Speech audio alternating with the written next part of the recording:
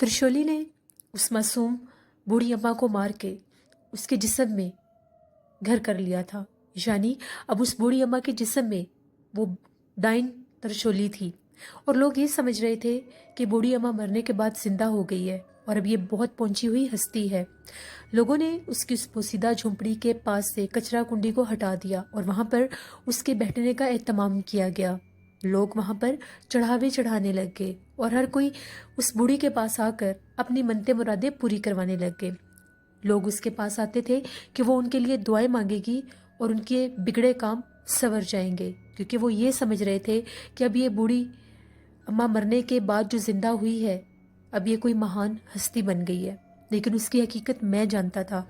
उसके जिस्म में एक भयानक डाइन की रूह थी।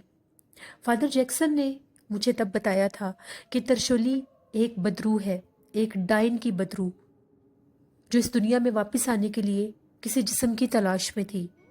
जब मैंने उसको नोरीन का जिस्म नहीं दिया तो उसने उस मासूम बूढ़ी अम्मा को मारकर उनके जिस्म में घर कर लिया। अब मैं बहुत ज़्यादा परेशान था, क्योंकि 2 दफ़ा मैं त्रिशोली को अपने हाथों से मार चुका था। मरने के बाद भी उसको छुटकारा मिल गया। मुझे उसको मारने के लिए अंधेरी दुनिया में जाना था। अंधेरी दुनिया वो जो आसेबों की दुनिया थी, जो जिन्नात की दुनिया थी। मुझे यानी उस इल्म की तलाश थी जिसके ज़रिए मैं त्रिशोली को मार सकता था। इसके लिए मैं लाइब्रेरी पहुंचा। स्कूल जाने को मेरा वैसे ही दिल नहीं चाहता था। जब मैं लाइब्रेरी पहुंचा तो वहां पर जाकर मैंने लाइब्रेरी में जिन्नात के रिलेटेड जितनी भी मालूमात की बुक्स थी उनको इकट्ठा करना शुरू कर दिया। तभी वहां पर किसी जानिब से प्रोफेसर दीन आ गए और उन्होंने मुझे ये कहा कि मेरे लिए फादर जैक्सन ने कुछ किताबें छोड़ी थीं।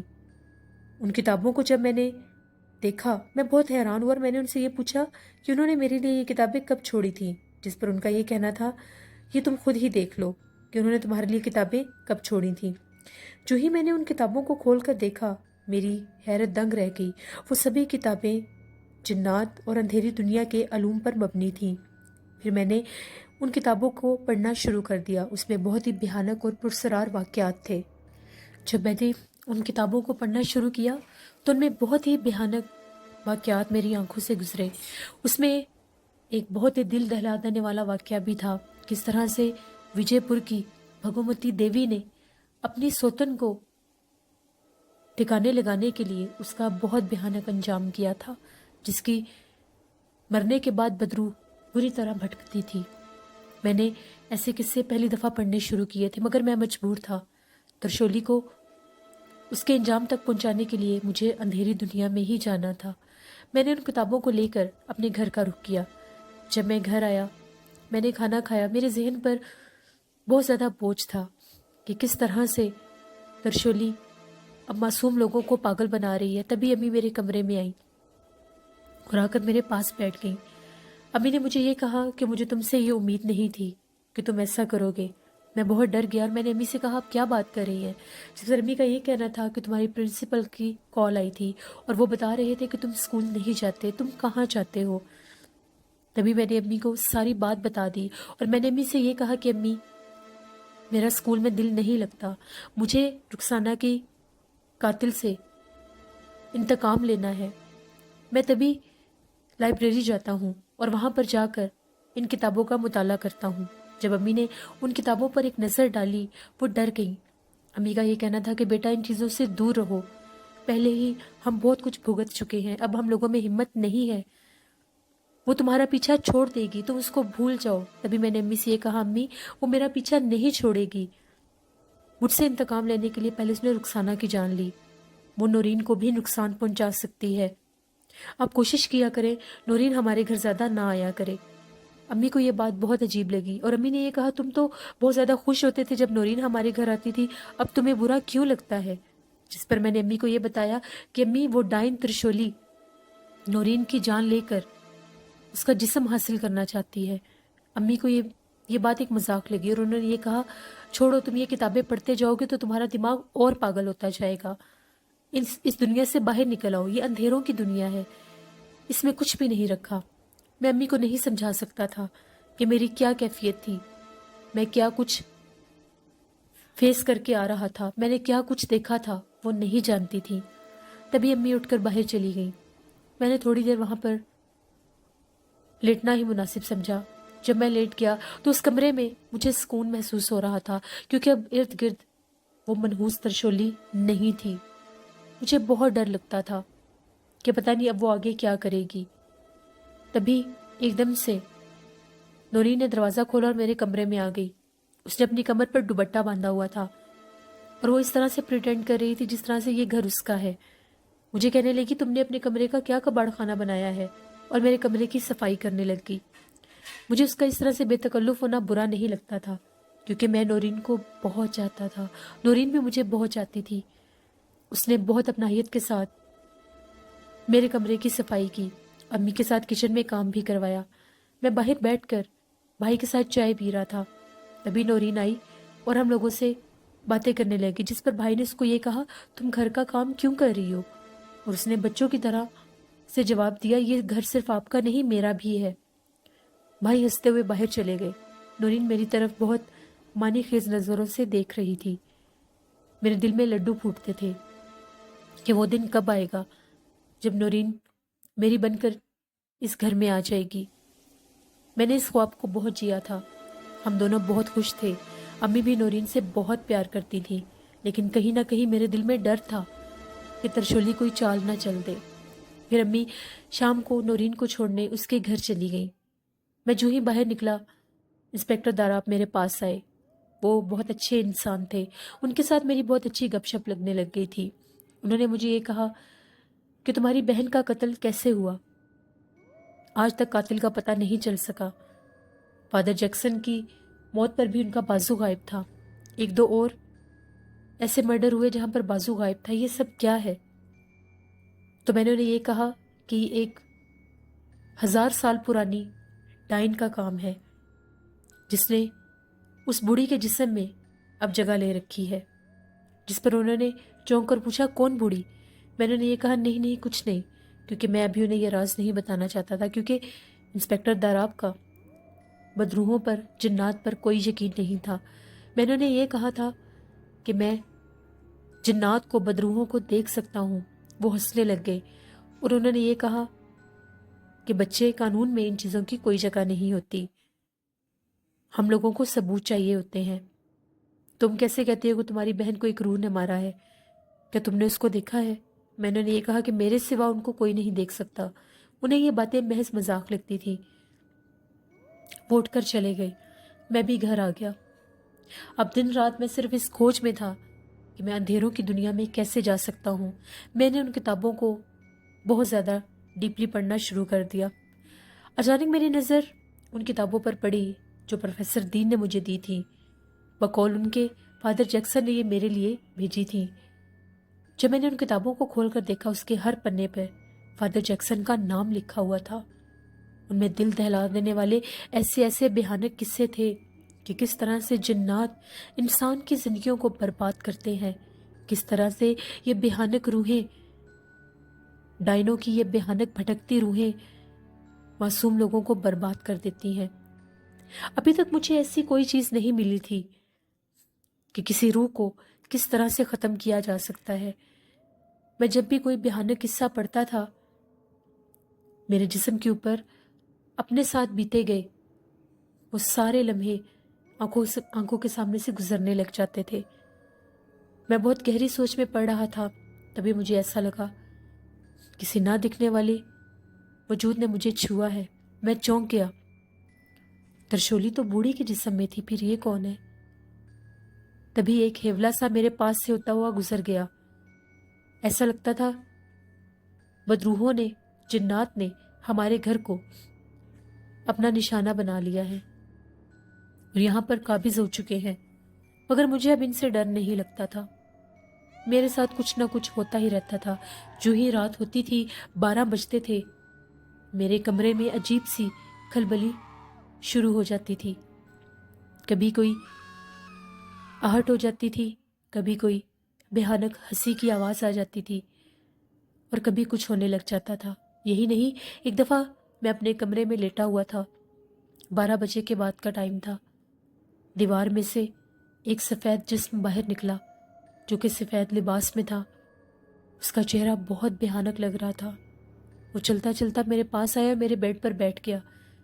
میں نے اسے یہ کہا کہ اب میں تم لوگوں سے نہیں ڈرتا، میں نے جتنا ڈرنا تھا ڈر لیا، مجھے تنگ مت کرو اور چلے جاؤ، مجھے سونے دو، یہاں پر شور مت کرو۔ تبھی تھوڑی دیر کے بعد ایسا لگا کہ پرندے پھڑ پھڑا رہے ہیں اور وہ کھڑکیوں سے باہر نکل رہے ہیں، اور ایک سناٹا طاری ہو گیا اور میں سو گیا۔ اگلے دن میں کتابوں کو پڑھنے کے لیے اپنے گھر سے باہر نکلا۔ میرے پاس ایک کتاب تھی۔ میں ٹہلتا ٹہلتا اپنے گھر کے باہر ہی ایک گراؤنڈ میں جا کے بیٹھ گیا۔ تبھی میں نے جھونپڑیوں کے پاس کچھ لوگوں کا رش دیکھا اور وہاں پر پولیس کو بھی دیکھا۔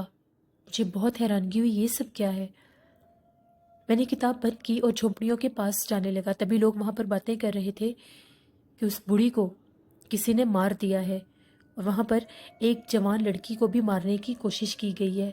جھونپڑیوں کے ہی 2 لڑکوں نے یہ دونوں قتل کیے تھے، یعنی بوڑھی کو موت کے گھاٹ اتار دیا گیا تھا۔ وہی بوڑھی جس کے جسم میں ترشولی کی بدبو تھی۔ میں فوراً سمجھ گیا کہ ترشولی نے اس بوڑھی کے جسم سے آزادی حاصل کرنے کے لیے ان لڑکوں سے پہلے اپنا قتل کروایا اور پھر اس لڑکی کا۔ اس لڑکی کو بھی مارنے کی بالکل ویسے ہی کوشش کی گئی تھی جیسے ترشولی نے مجھے کہا تھا کہ نورین کے چہرے کے اوپر تکیہ رکھ کر اس کا سانس نکال دینا، مگر وہ لڑکی بچ گئی۔ کہا یہ جا رہا تھا کہ وہ لڑکی بچ گئی، اس کے سانس چل رہے تھے۔ اس لڑکی کو ہاسپٹل منتقل کر دیا گیا تھا۔ میں وہاں سے جو ہی بھاگنے لگا، میں ڈر گیا تھا۔ تبھی ایک طرف سے انسپیکٹر داراب آ گئے اور انہوں نے یہ کہا کہ یہاں پر 2 مرڈر ہوئے ہیں۔ اس بوڑھی اماں کو اسی جھونپڑی کے کسی لڑکے نے قتل کیا ہے۔ وہ پکڑا تب گیا جب اس کے ہاتھ میں ریڈ کلر کا بینڈ تھا۔ میں چونک گیا ریڈ کلر کے بینڈ پر۔ انہوں نے کہا تم کیوں چونکے ہو؟ میں نے کہا نہیں کچھ نہیں، یہ ریڈ کلر کا ہیئر بینڈ ترشولی جب بوڑھی کے جسم میں آئی تھی تو وہ لگاتی تھی۔ یعنی اب مجھے یقین ہو گیا کہ یہ قتل ترشولی نے خود کروایا تھا۔ پھر میں نے پوچھا کہ دوسری لڑکی کون ہے؟ تو انہوں نے یہ کہا کہ وہ بھی جھونپڑیوں میں رہنے والی ایک نوجوان لڑکی تھی جس کا نام رانی تھا۔ ابھی اس کی جان دوسرا لڑکا لے ہی رہا تھا کہ لوگوں نے اس کو دبوچ لیا اور یہ پکڑے گئے۔ دونوں لڑکے لاک اپ میں تھے۔ بوڑھی کی لاش کو بھی ہاسپٹل پہنچا دیا گیا تھا اور وہ لڑکی بھی ہاسپٹل میں تھی۔ بہت عجیب تھا یہ سب سلسلہ۔ میں بہت ڈر گیا۔ ترشولی پھر آزاد ہو گئی تھی۔ میں بھاگتا بھاگتا وہاں سے چلا گیا اور میں نے جا کر فوراً نورین کو کال کی اور میں نے نورین سے کہا تم ٹھیک ہو؟ نورین بہت حیران ہوئی کہ میں نے اس طرح سے کیوں ریئیکٹ کیا ہے۔ نورین نے کہا سب خیریت ہے؟ میں نے کہا ہاں سب خیریت ہے، دیکھو تم ہمارے گھر مت آنا۔ نورین نے کہا کیوں، کیا مطلب؟ پھر میں نے نورین سے یہ کہا کوئی بھی ہمارے گھر سے تمہیں لینے آئے تو تم ان کے ساتھ مت آنا، باقی بات میں تمہیں بعد میں بتاؤں گا۔ نورین نے کہا اچھا ٹھیک ہے، میں نہیں آتی۔ میں نے فون بند کر دیا۔ اب میں اور زیادہ ڈر گیا تھا۔ ترشولی ایک بار پھر آزاد ہو گئی تھی۔ وہ نورین پر جان لیوا حملہ کرنے کے لیے بالکل تیار ہوگی۔ میں تبھی سے بھاگتا ہوا گھر آیا۔ میں نے نورین کو کال پبلک کال بوتھ سے کی تھی۔ میں گھر بھاگتا بھاگتا آیا۔ میں نے امی کو دیکھا، امی گھر میں ہی تھی، ابو بھی گھر میں ہی تھے، بھائی گھر پر نہیں تھے۔ میں فوراً کچن میں گیا۔ ابھی میں پانی ہی پی رہا تھا کہ اچانک سے فضیلہ آ گئی۔ فضیلہ رخسانہ کی ایک دوست تھی اور ہم لوگوں کی محلے دار بھی تھی۔ رخسانہ کی کلاس فیلو تھی۔ شروع سے ہی وہ کہتی تھی کہ وہ میرے پاس پڑھنا چاہتی ہے۔ ابھی بھی وہ ضد کر رہی تھی بھائی آپ مجھے پڑھائیں گے؟ میری آنکھوں میں آنسو آنے لگے۔ میں نے اسے کہا ہاں میں تمہیں ضرور پڑھاؤں گا، تم کل سے پڑھنے آ جانا۔ تبھی میں اپنے کمرے کی طرف بڑھا تو میری حیرت کی حد نہ رہی۔ وہاں پر نورین میرے بیڈ پر لیٹی ہوئی تھی۔ میں نے نورین سے کہا تم کب آئی ہو؟ اس کا یہ کہنا تھا جو ہی آپ کا فون بند ہوا اس کے بعد ہی ابو کے ساتھ میں آ گئی۔ نورین کا گھر ہم لوگوں کے گھر کے بالکل ساتھ والا ہی گھر تھا۔ میں نے کہا کہ میں نے تمہیں منع بھی کیا تھا، تم کیوں آئی؟ جس پر نورین کا یہ کہنا تھا میں جانتی ہوں، وہ منع کرنے کے پیچھے یہی سب تھا کہ میں آ جاؤں۔ میں بہت پریشان ہو گیا۔ میں نے کہا نورین پلیز چلی جاؤ یہاں سے۔ اس نے آگے سے یہ کہا آپ تو مجھے اس طرح سے ڈرا رہے ہیں جیسے آپ کے گھر میں میرا مرڈر ہو جائے گا۔ میں نے اسے یہ کہا یہی سمجھ لو، کہیں تمہارا میرے ہاتھوں قتل نہ ہو جائے۔ اس پر نورین نے میرے پاس آ کر یہ کہا میں تو پہلے ہی قتل ہو چکی ہوں آپ کے ہاتھوں۔ وہ بہت زیادہ مجھے پسند کرتی تھی، میں بھی اسے بے پناہ چاہتا تھا۔ میں نے اس سے بحث نہیں کی، میں وہاں سے باہر آ گیا۔ اب نورین ہر وقت ہمارے گھر رہتی تھی، اب ان کی اور ہماری رشتہ داری بھی ہو چکی تھی۔ امی کا بھی دل لگنے لگ گیا، امی نورین کا ماتھا چوم رہی تھی۔ پھر امی نے اگلے دن نورین کو اس کے گھر چھوڑ دیا۔ میرے ذہن میں عجیب سا ایک خلل سا آنے لگ گیا۔ نہ چاہتے ہوئے بھی میں اس لڑکی سے ملنا چاہتا تھا جس کو جھونپڑیوں میں قتل کرنے کی کوشش کی گئی مگر وہ بچ گئی۔ آخر وہ لڑکی کون تھی اور ترشولی نے اس کا انتخاب کیوں کیا؟ میں یہ سب جاننا چاہتا تھا۔ تبھی میں ہاسپٹل کی طرف نکل پڑا۔ راستے میں لوگوں سے پوچھتے پوچھاتے میں ہاسپٹل پہنچ ہی گیا۔ میں ادھر ادھر گھوم رہا تھا، مجھے سمجھ نہیں آ رہی تھی کہ وہ مجھے کہاں ملے گی۔ تبھی مجھے اپنی بیک سائڈ سے ایک آواز آئی۔ جو ہی میں نے پلٹ کر دیکھا، وہاں پر سانولی رنگت کی ایک لڑکی بیٹھی تھی۔ اس نے اشارہ کر کے مجھے اپنے پاس بلایا۔ جو ہی میں اس کے پاس گیا، اس نے کہا تم مجھے ڈھونڈ رہے ہو؟ میں نے اسے کہا میں سمجھا نہیں۔ اس نے کہا میں رانی ہوں، میں ہی جھونپڑیوں میں تھی، مجھے قتل کرنے کی کوشش کی گئی تھی، میں بہت ڈر گئی ہوں، میں واپس جھونپڑیوں میں نہیں جاؤں گی، میں کہیں اور رہ لوں گی، میں جھونپڑیوں میں نہیں واپس جاؤں گی، مجھے وہاں پر ڈر لگتا ہے۔ میں نے اسے کہا تمہارا نام کیا ہے؟ اس نے کہا میرا نام رانی ہے، دیکھو میں تمہارے گھر سے پانی بھرنے بھی آتی ہوں، میں جانتی ہوں تمہارا گھر جھونپڑیوں کے سامنے والی لائن میں ہے، تمہاری امی بہت رحم دل ہے، تو مجھے اپنے گھر لے چلو پلیز۔ میں نے اسے یہ کہا کہ نہیں میں یہ نہیں کر سکتا، میں تمہیں اپنے گھر نہیں لے جا سکتا۔ تبھی اس کا یہ کہنا تھا میں یہاں پر نہیں رہنا چاہتی، نہ ہی میں جھونپڑیوں میں واپس جا سکتی ہوں، اور یہ ڈاکٹر بھی مجھے دھمکیاں دے رہے ہیں کہ اگر آج شام تک میں یہاں سے نہ گئی تو پتہ نہیں یہ میرا کیا کر دیں گے، دیکھو تو مجھے ایسے مت چھوڑو۔ میں نے اسے یہ کہا کہ پلیز پیچھے ہٹو، میں تمہاری کوئی مدد نہیں کر سکتا۔ جو ہی میں وہاں سے اٹھنے لگا، اس نے ایک بہت عجیب انداز میں ہنسی۔ جو میں نے پیچھے پلٹ کر دیکھا، اس کا چہرہ کچھ عجیب سا لگ رہا تھا۔ میں سمجھ گیا تھا کہ ترشولی نے بوڑھی کے جھریائے ہوئے جسم سے چھٹکارا حاصل کرنے کے لیے اس لڑکی کو نشانہ بنایا تھا۔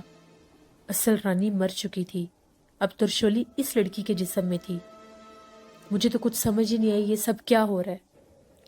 میں وہاں سے تیزی سے نکل کر باہر آ گیا، میرے ذہن پر ہزاروں سوال تھے، یہ سب کیا ہو رہا تھا۔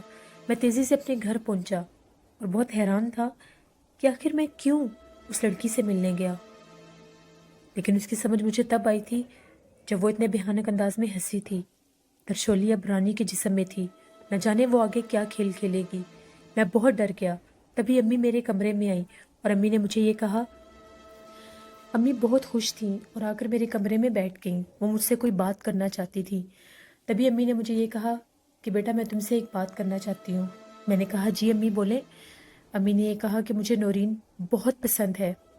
میں بہت خوش ہوا اور اٹھ کر بیٹھ گیا کہ ابھی امی آگے کیا بات کریں گی۔ امی نے یہ کہا کہ میں نورین کو اپنے گھر کی بہو بنانا چاہتی ہوں، میں چاہتی ہوں تمہارے بڑے بھائی کے ساتھ نورین کا رشتہ طے ہو جائے۔ جو ہی امی نے بڑے بھائی کا نام لیا، مجھے ایسا لگا میرے اوپر کوئی پہاڑ ٹوٹ پڑا ہے۔ میں وہیں چپ کر گیا، میں ہکا بکا ہو گیا، میرا منہ کھلے کا کھلا رہ گیا۔ امی نے مجھے کہا کیا ہوا، تمہیں خوشی نہیں ہوئی؟ میں چپ کر گیا اور میں نے امی سے کچھ بھی نہیں کہا۔ میں نے کہا جی ٹھیک ہے۔ تبھی امی خوشی سے باہر چلی گئی اور یہ کہا کہ بہت جلد تمہارے بھائی کا اور نورین کا رشتہ طے کر دوں گی۔ میں نے نورین کو بہت مشکل سے اپنے دل کی بات کہی تھی، وہ جانتی تھی کہ میں اسے بہت پسند کرتا ہوں اور میں بھی یہ جانتا تھا کہ وہ مجھے بہت پسند کرتی ہے۔ اب مجھے لازمی اگلے دن اسکول جانا تھا نورین کو روکنے کے لیے کہ جب میری امی تمہارے گھر بھائی کے رشتے کے لیے آئیں گی تو تم انکار کر دینا۔ جو ہی صبح ہوئی میں اسکول پہنچ گیا۔ اب لڑکیوں کی کلاس اوپر والے پورشن پر ہوتی تھی اور وہاں پر لڑکوں کا جانا منع تھا، لیکن میں مجبور تھا، مجھ سے انتظار نہیں ہو رہا تھا۔ میں فوراً سے اوپر گیا اور میں نے سر سے ریکویسٹ کی کہ مجھے 2 منٹ نورین سے بات کرنی ہے۔ جو ہی نورین کلاس سے باہر آئی، میں نے تیزی سے اس کا ہاتھ پکڑا، اس کو کھینچتا ہوا گیلری میں لے گیا، جس پر نورین کا یہ کہنا تھا، یہ آپ کیا کر رہے ہیں، سب ہمیں دیکھ لیں گے۔ میں نے نورین سے یہ کہا، چپ کر کے میری بات سنو۔ میں نے نورین سے یہ کہا کہ امی تم لوگوں کے گھر آ رہی ہیں، جس پر نورین نے کہا تو وہ پہلے بھی تو آتی ہیں۔ میں نے کہا نہیں، وہ رشتہ لے کر آ رہی ہے۔ نورین بہت خوش ہوئی، اس کا چہرہ سرخ ہو گیا۔ تبھی میں نے اسے یہ کہا کہ میرے لیے نہیں، بھائی کے لیے تمہارا رشتہ مانگنے آ رہی ہیں۔ نورین کی آنکھوں میں موٹے موٹے آنسو آ گئے۔